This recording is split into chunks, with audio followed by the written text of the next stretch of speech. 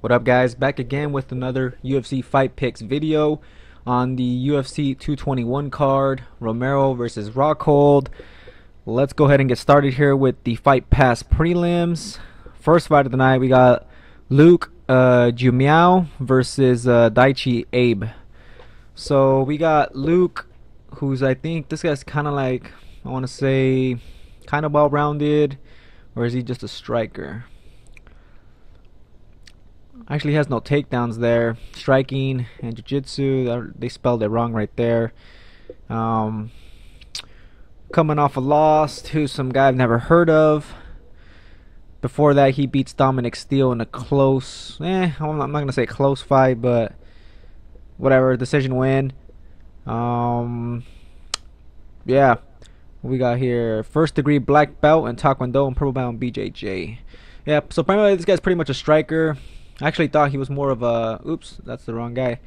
I actually thought he was more of kind of like a well-rounded guy, like striking with the wrestling, but nah, he's just a striker.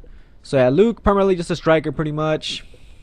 And if we look at Daichi, this guy's also a striker, and I believe this guy's the better striker. He has a lot more power, 4 wins by KO. He looked pretty good in his UFC debut against I want to say a veteran opponent in Hung Hyu Lim, a huge welterweight, and he even got a takedown in that fight also, but he landed more strikes and he looked pretty good against, a big welterweight. Also, it says here he has a black belt in judo, which is going to help with takedown defense. What else you got here? Kickboxing light heavyweight champion, pancrase welterweight champion. So yeah, this guy having that judo background is going to really help that takedown defense. But I mean, Luke's not even a wrestler anyway. He does have jiu-jitsu, but I don't think he's going to want to grapple too much, and I think that kind of favors Daichi Abe here. So I like Daichi Abe here in this matchup. He's undefeated. I feel he has the better striking, more power, and he looked good against the huge welterweight. So I'm going to go ahead and take Daichi Abe here to win this fight. And I'm going to say it's probably going to be a late finish, 3rd round knockout. Alright, guys, next fight we got Teruto Ishihara versus Jose Quinonez. We got Ishihara as the underdog here, plus 138. Hasn't looked that great lately, but let's go ahead and just check out his recent fights. Alright, so here we go. Also, one thing to note, this guy did just drop down a weight class now, so he might have way more power here now, and he might be a little bit bigger in this weight class. So his last opponent, his last fight at 145 was against Rolando Dai. He had 2 takedowns in that fight and a little bit more strikes. I remember watching the beginning of the fight, he knocked him down with a punch, so we know Ishihara still has that power. But before that, his losses against Maynard, he just got pretty much wrestle fucked that whole fight. And against Lobov, just didn't look that great. Before that, he was looking good, knocking people out. So hopefully, Ishihara comes out looking great. His opponent here, he's well-rounded, boxing, ground and pound. His summary, he has a 3-5 win streak right now against pretty much low-level competition though. Leonardo Morales, I mean, who really is that? Joey Gomez, kind of another guy, kind of a bum. Diego Rivas, a guy also I don't really know. So it's not like this guy's, a straight beast or anything like that, but he does have some grappling skills. I mean, he has 5 takedowns that fight. Another takedown. Looks like he has a takedown in every one of his fights. So, I mean, if Ishihara hasn't improved that takedown defense, this could be bad for him. Seeing as, he got grapple fucked against Maynard. But obviously Maynard just, one of those power wrestlers, and he was a lot stronger. So, it's a different matchup. So, I think both these guys, they like to strike, but Quinonez mixes it up more with the takedowns. Ishihara also, does go to takedowns if he needs to, since he trains at Alpha Male. We know he has that at his disposal, like he did in his last fight where he used that wrestling. So yeah, it just kind of depends which Ishihara shows up here, and I think Ishihara is gonna, bounce back. I mean, I know he's coming off a win, but I think he's gonna be, looking to make a statement here, looking to make a knockout. So I'm gonna pick Ishihara here. He's an underdog. I like his price on DraftKings also, so I'm gonna play him. So I'll take Ishihara to win. I'm gonna say 2nd round knockout. Next fight we got Ross Pearson versus Mizuto, Hirota. So we got Pearson, man, who this guy's been, just taking a lot of losses lately. I'll show you guys that right now. Give me a moment, cause internet's lagging, I guess. Come on. Okay, here we go. Ross Pearson. Obviously, we know his summary. This guy's kind of like a boxer. Good striking, good multi. Yeah, man, this guy's been getting his ass whooped. His last one was against Chad LaPriest. Split decision win. And a lot of people thought LaPriest won that fight. But, I mean, he lost against Will Brooks, Masvidal. That's good competition. Stevie Ray, he's kind of like whatever. Dan Hooker, he's all right. Gets knocked out also in that fight. And his opponent, this guy's not really the best guy, but I think he's serviceable. He's coming off a loss against Volkanovski, who that guy's a beast. So no shame in losing to that guy. Before that, he beats Cole Miller, and that was his last win here, as far as I could see anyway in his UFC career. Uses that wrestling in that fight to win. So, I mean, I guess on paper, Pearson would be the smart pick. But because he's been taking so much losses, I mean, I'm going to just have to pick against him on this one. I think Hirota here can get it done. He has the wrestling. He has good power in his punches. You guys can see he has a lot of knockouts there in his record. Yeah, I just don't think he's that bad. He's not the best, but I think he's a little overlooked in this matchup. So I'm gonna go and just take Hirota here. I have a hunch he'll be able to get it done. But I wouldn't be surprised if Pearson wins the fight, because on paper it looks like Pearson with the striking should be able to get it done. But like I said, Pearson's on this losing streak, so I'm gonna go and take Hirota, and I'll say he wins by decision. All right, guys. So let's go ahead and move on to the FS1 prelims. We got Jussier, Formiga versus Ben 10. I'm going to go ahead and take Ben 10 in this matchup. I like Ben 10. If you guys are not familiar with him, he's a good striker. Also has some submission skills, but primarily he's a good striker. And he has good power also for the division. And he's going to fight a BJJ guy in Jussier Formiga. But Formiga doesn't have really good wrestling, so I think Ben 10 could keep the fight on the feet and just beat him up on the feet. So I'm going to take Ben 10 here, and we could see a knockout here. You never know. So I'm going to go ahead and just say, you know what, actually we could see a knockout, but you know what, since it's flyweight, I'm going to go ahead and just say Ben 10 by decision, guys. I think he gets it done on the feet. I think he beats him up. Maybe he gets a late finish, but yeah, I'll take Ben 10 here in this matchup. All right, moving on to the next fight. We got Alexander Volkanovski, who's looked great in the UFC, fighting against Jeremy Kennedy, another guy who's been looking good at 145. Both these guys haven't lost in the UFC, and Kennedy's actually undefeated still. Damn, man, Volkanovski is a beast. Just look at those stats. A lot of strikes time per minute, a lot of takedowns also on average. So this guy is, he's been whipping people's asses here in the UFC. Also, he's from Australia. And obviously this card's on Australia, so that's gonna help him out. First fight in the UFC, he gets a second round knockout and then after that against Hirota, he just beats him up. Against Shane Young, he smashes him also. I mean, I'm not even familiar who Shane Young is. Who is that guy? Yeah, I don't remember. That guy's new to the UFC. Anyways, it looks like they fed him, that guy. Jeremy Kennedy here. Also 3 fights in the UFC, all wins by decision. As you guys can see, he uses the grappling to win his fights. He uses that takedown game. Yeah, he's just been, he's pretty much beating people on the ground. So, I mean, it's going to be pretty much who's going to be the better striker, right, in this matchup. And I feel like Volkanovski is the better striker. I also feel he has more explosive wrestling to take down to the fight to the ground. I think Kennedy's probably more technical. He trains over there with VersatileHybrid, so obviously, he comes from a really good camp.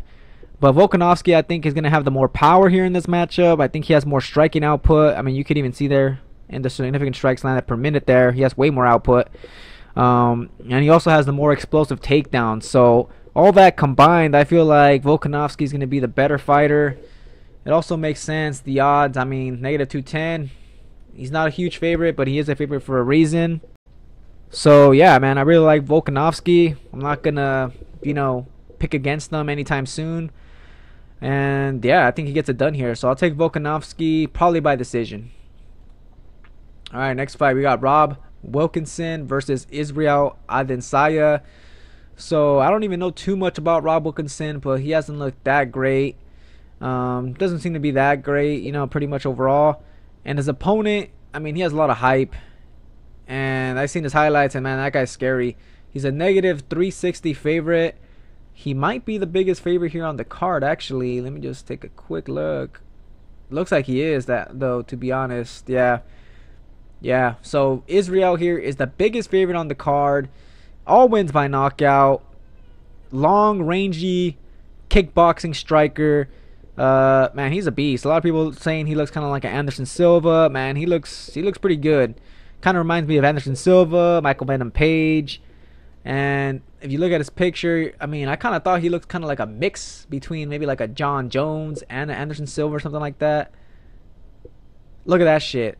Tell me that doesn't look like John Jones and Silva like combined or something like that. But yeah, this is a scary ass motherfucker right here, man. This is a scary guy. As you guys can see, he's long, 6'2", 80-inch reach. All 11 wins by knockout. I mean, this is a scary guy right here. So, I mean, unless the only way I can see Rob winning this fight is he catches him with a clean punch, which is going to be hard to do because Israel, you know, has really good footwork and movement. And even though he does have his hands down, I mean, that's a worry, but you know, he avoids a lot of big shots. But the thing that Rob Wilkinson has here, it looks like he has wrestling. His takedown average is pretty high. So if he's able to get Israel on the ground, then maybe we could see a whole different fight here. And somehow Rob makes it out alive. But I think Israel catches him early, and I think he gets it done. So I'm going to go ahead and take Israel. Like I said, I've seen his highlights. He looks scary. And I'm going to pick him here in this matchup. So I'll take Israel, first round knockout. Next fight, Damien Brown versus Dong-Hyun Kim as the featured fight on the FS1 prelims. We got two good guys here. You know, two kind of like, I want to say, similar skilled fighters. Except I feel like Dong-Hyun Kim here is a little bit better. You got plus 115 for Brown. So Brown's a slight underdog. Dong-Hyun Kim, I think he's going to be able to get it done in his matchup, guys. I think he's also a judo black belt or whatever, black belt in judo. Anyways, yeah, I think Kim keeps the fight on the feet with that judo background, and on the feet I feel like he's just a little bit better than Damien Brown. We saw Brown's coming off that loss in his last fight. He had a war. That was not even that long ago, also, so you know he had to take some damage. Dong-Hyun Kim. Let me just check his last fight here. I think he's coming off a win against Gomi. I mean, Gomi is just, you know, that fool's he's kind of done lately now, actually. So yeah, Gomi's actually done already. So there's no, I mean, I'm not gonna give him too much props for that, but whatever. He knocks him out in the first round. Brendan O'Reilly, he uses that background of judo, gets 4 takedowns, wins that fight. Before that, he gets knocked out twice. David Brown, I don't think he has the power to knock out Dong-Hyun Kim. I think this is gonna be it could be like a war, but you know, I think it's gonna be an exciting fight. I think Dong-Hyun Kim's gonna be able to keep the fight smart, and he's gonna have to go for those takedowns every now and then. But yeah, I just feel like Kim's a little bit better here in this matchup, so I'll go ahead and take Kim by decision. All right, guys, let's go ahead and move on to the main card. We got Tyson Pedro versus Saparov. So yeah, pretty easy fight to pick. I'll take Pedro. Young prospect, finisher. His only loss is to Ilir Latifi, and his opponent Safarov looks kind of like a bum. What Safarov has going for him is, by the looks of it, is just power. Everybody's just saying this guy's kind of like a sloppy striker. Yeah, I don't think he's that great either. So I'm gonna take Tyson Pedro. I think he could either win this fight on the ground with the takedown and the submission, or maybe he could keep it on the feet. But I think more than likely Pedro's going to want to take the fight down to the ground. Usually when he wins his fights, I think they're by submission wins. Let me just go ahead and double check that, but I'm pretty sure. Yeah. He actually has a first round knockout against Paul Craig, and against Roundtree he has a submission win. So yeah, I just feel like Pedro is going to be better in this matchup overall. pretty big favorite, negative 280. Think he gets it done, no problem. I'll take Tyson Pedro to win this fight. I'll say second round submission. All right, next fight here, we got Jake Matthews versus Li Jingliang. I think it's kind of a close fight in some ways, but Li Jingliang here is on fire lately. He's been looking good. Good power in his punches. Jake Matthews has not looked great at all. Let me just check his profile here real quick. I know this guy robbed someone in a fight. Let me just take a look. Because I think I remember picking against them, I think. Yeah, I think it was that fight against Bojan. Yeah. Against Bojan Vlahovic, pretty much a lot of people thought Bojan won the fight, I think. And then, yeah, obviously Matthews got the win there. But yeah, this guy hasn't looked great lately. Before, people were saying this guy was a prospect. You know, at 155. And, well, yeah, I mean, now he's at 170. But doesn't look that great, to be honest. So, yeah, I mean, I'm just not impressed with Jake Matthews lately. I know he's still young. He's athletic. And, you know, he does have some wrestling skill and some submission skill. So if he does take Li Jingliang to the ground and he's able to work for some sort of submission, maybe he get a win here. But I feel like Li Jingliang's going to be able to stop him with the striking. So I'll take Li Jingliang here in this matchup. Just feel like his striking and power will be the difference in the fight. So I'll take Li Jingliang to win.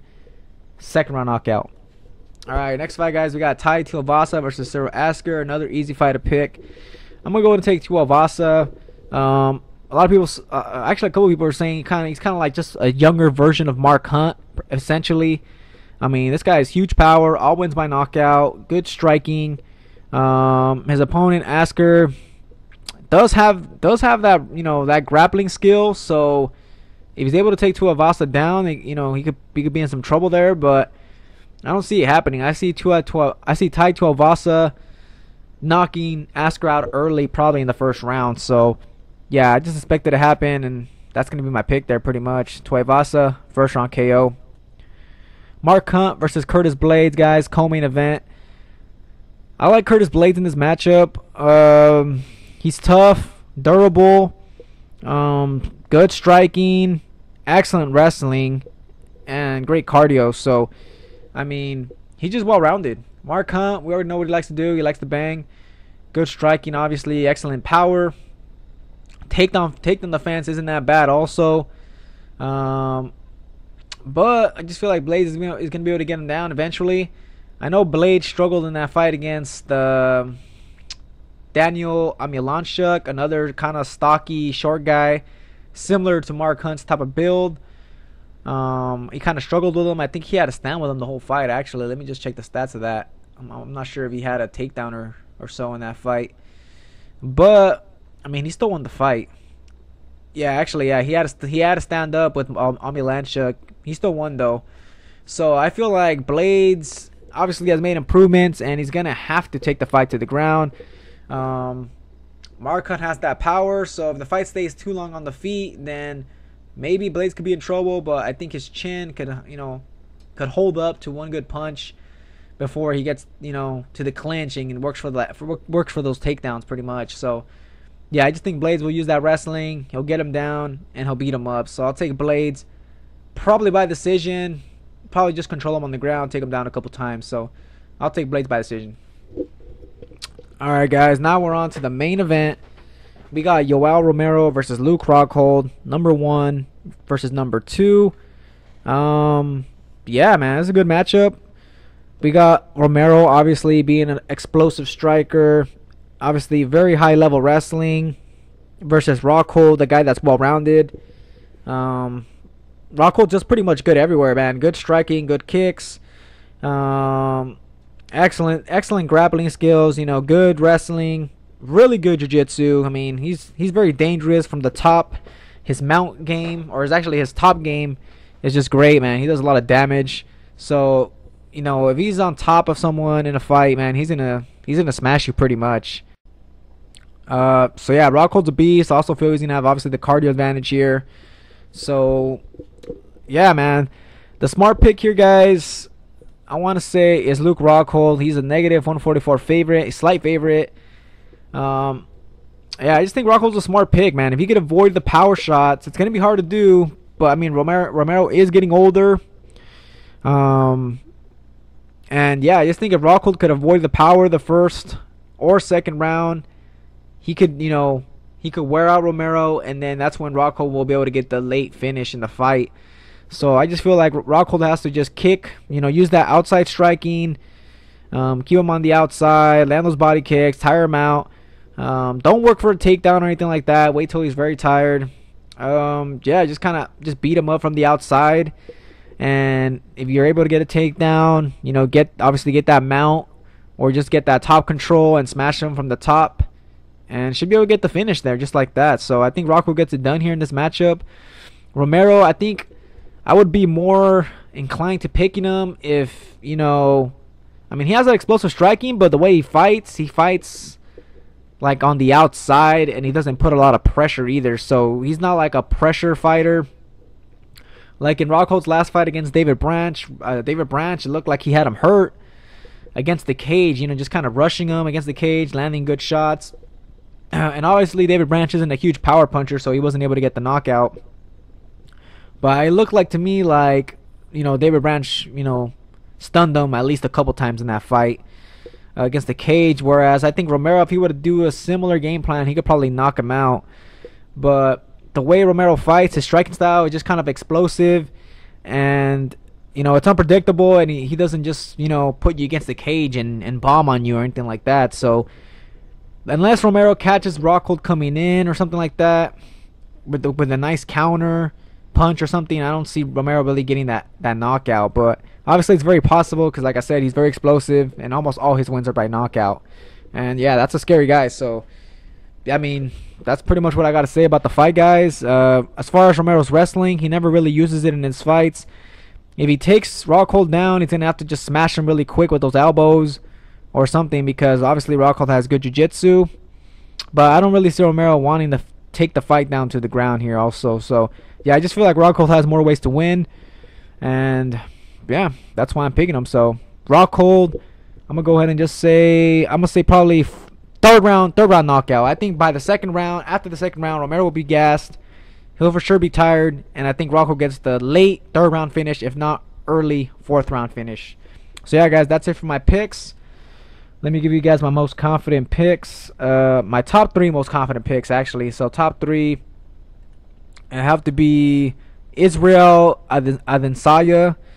That's my most confident pick. Followed by, where are you?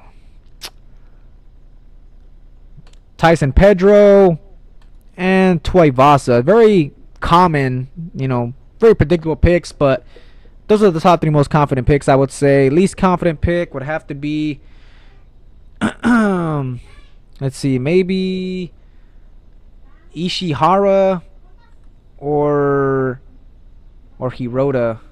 Ishihara or Hirota. Yeah, one of those guys. Those have to be my least confident picks. But yeah, guys, that's going to be it here for my picks. Thanks for watching. Subscribe for more. Let me know who you guys picked. And what else? I think that's about it. Yeah, post those comments. Let me know who you guys picked. Enjoy the fights. And yeah, catch you guys on the next video.